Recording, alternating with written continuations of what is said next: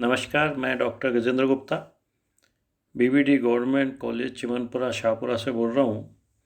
और आज का ये लेक्चर जो है बीएससी पार्ट फर्स्ट के बच्चों के लिए है और एक बहुत ही अच्छा टॉपिक आज अपन छात्रों कवर करेंगे, जिसका कि नाम है लघु द्विध्रुव के कारण विभव और विद्युत क्षेत्र की तीव्रता। इन दोनों को अपने को निकाल के देखना है कि किस तरह से द्विध्रुव के कारण विभव उत्पन्न हो सकता है किसी बिंदु पे और क्या वैल्यू उसकी आ सकती है, और किसी बिंदु पे विद्युत क्षेत्र की तीव्रता निकालनी है कि किस तरह से अपन उसकी तीव्रता का मान निकाल के बता सकते हैं। सबसे पहले बात तो ये होती है कि अपन ये समझें कि ये द्विध्रुव होता क्या है, जिसको विद्युत द्विध्रुव भी कहते हैं। तो छात्रों, अगर इसकी परिभाषा के लिए बात की जाए तो अपन ये कह सकते हैं कि यदि दो परिमाण में समान परंतु विपरीत प्रकृति के आवेशित कण अत्यंत लघु दूरी पर स्थित हों तो आवेशों के इस युग्म को विद्युत द्विध्रुव के नाम से जाना जाता है।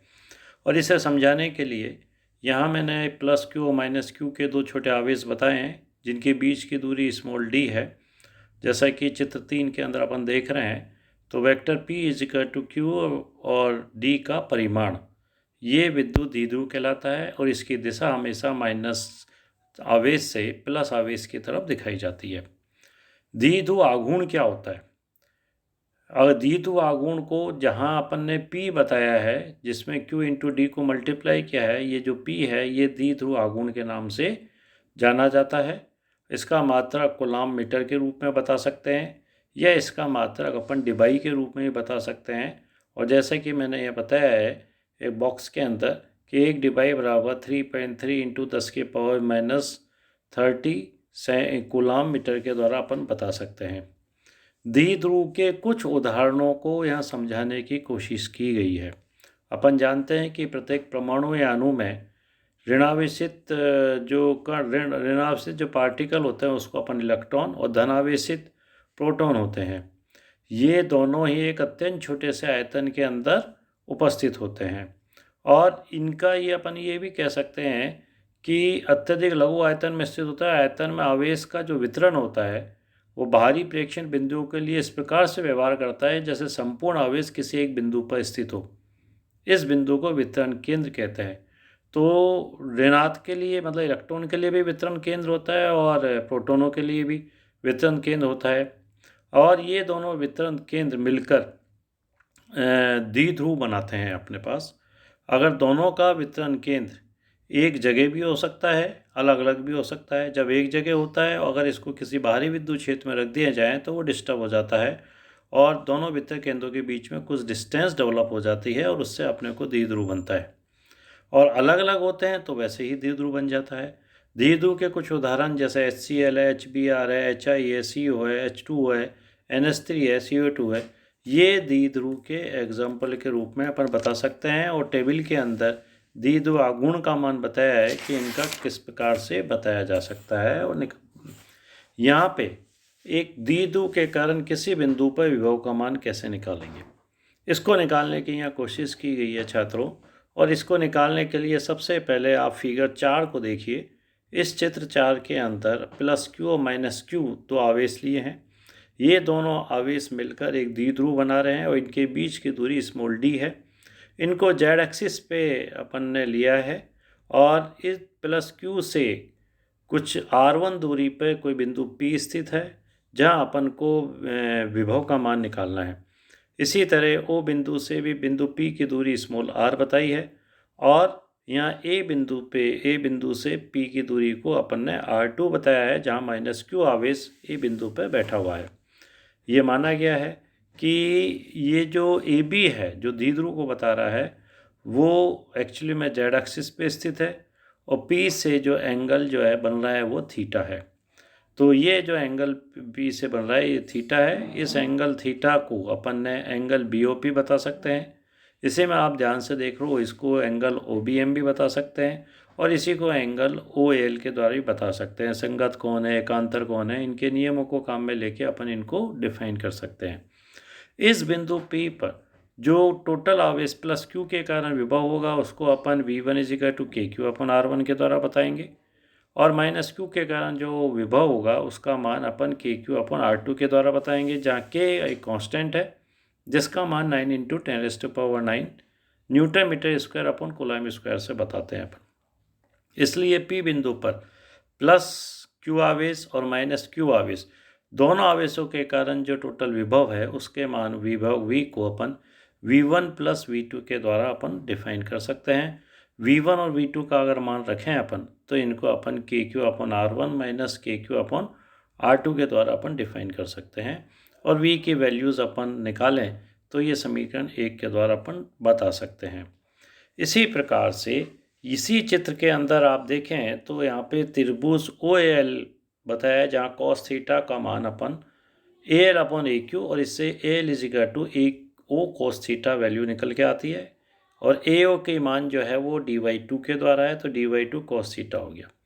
इसी तरह से जो त्रिभुज है वो त्रिभुज OBM में देखें अपन तो इसमें cos थीटा का मान BM अपॉन BO और इससे BM is equal to BO cos थीटा के रूप में अपन बता सकते हैं।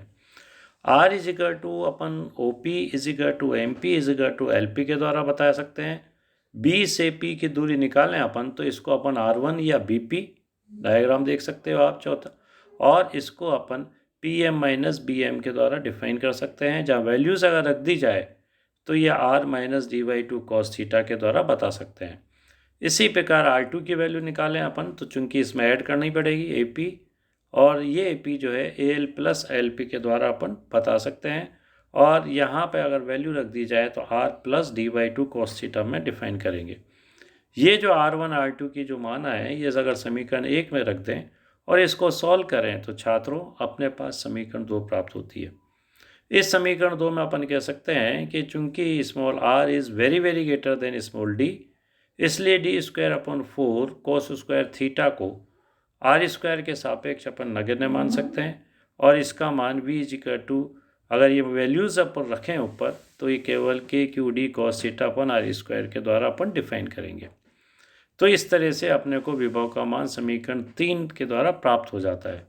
यहाँ अपन जानते हैं कि P का मान QD जो कि द्विध्रुव आघूर्ण है, इसलिए अतः किसी बिंदु पर विद्युत द्विध्रुव के कारण विभव दूरी के वर्ग के व्युत्क्रमानुपाती होता है और इसको अपन इस तरह दूसरे फार्मूले के रूप में भी डिफाइन कर सकते हैं और उसको बताने के लिए चूंकि अपन ये जानते हैं कि वेक्टर P और वेक्टर R के जो मध्य कोण है छात्रों वो थीटा है, इसलिए vector P dot vector R को अपन PR cos थीटा से बता सकते हैं और ये वैल्यूज़ अगर ऊपर समीकरण 3 में रखें तो अपने को एक दूसरे फॉर्म में विभव का एक फार्मूला आता है जिसको अपन समीकरण 4 के द्वारा डिफाइन कर सकते हैं।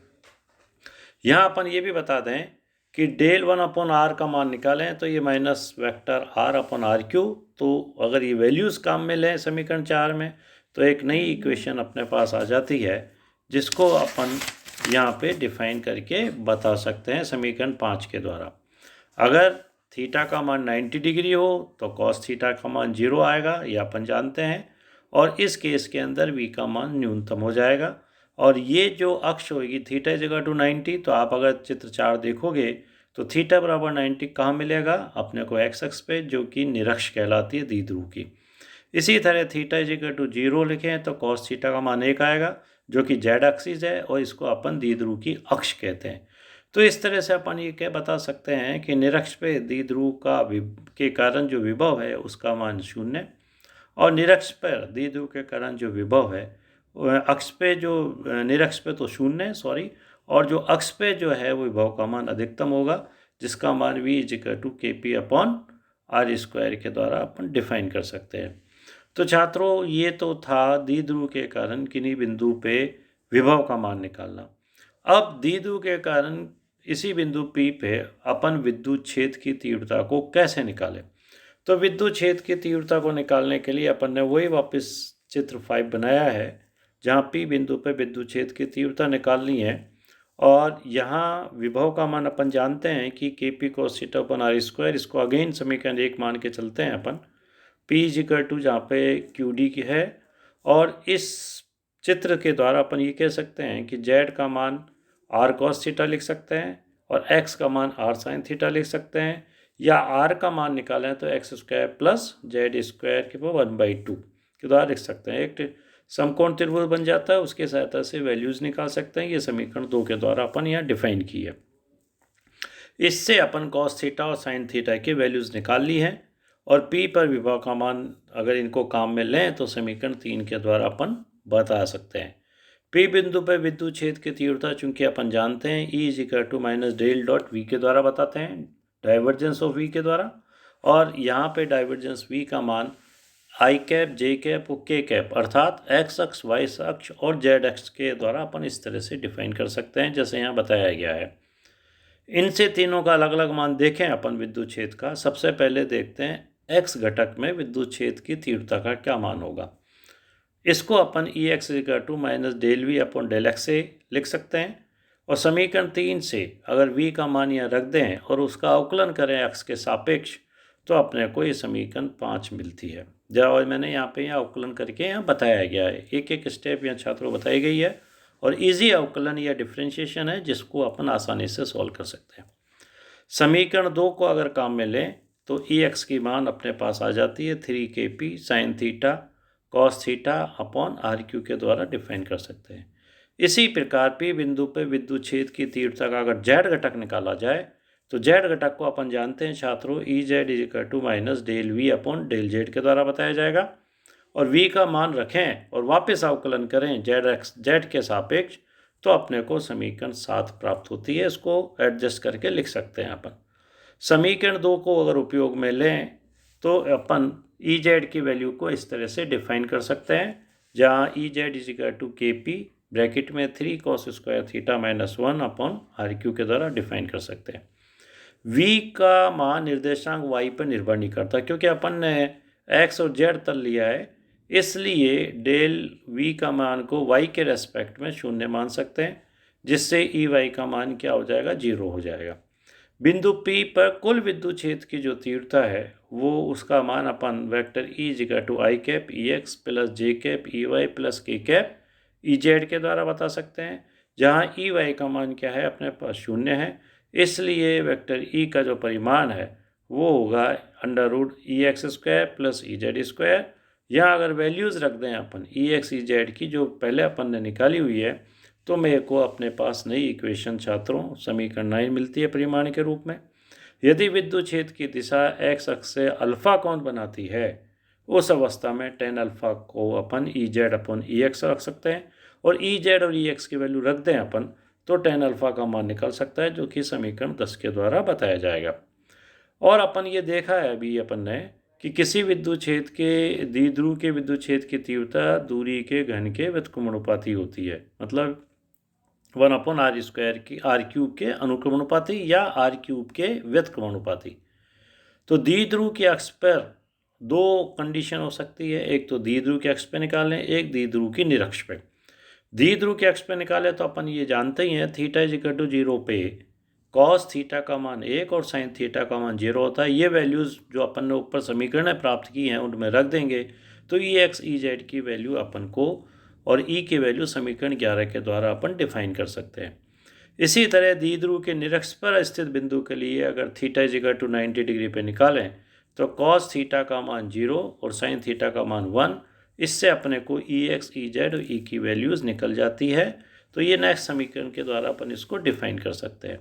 इस तरह से छात्रों अपन ने यहाँ पे द्विध्रुव क्या होता है, विद्युत द्विध्रुव आघूर्ण क्या होता है, इस द्विध्रुव के कारण किसी बिंदु पर विभव का मान कैसे निकाला जा सकता है, इसी द्विध्रुव के कारण किसी बिंदु पर विद्युत क्षेत्र की तीव्रता का मान किस प्रकार से निकाला जा सकता है, ये सारी स्थिति यहाँ अपन ने डिस्कस की।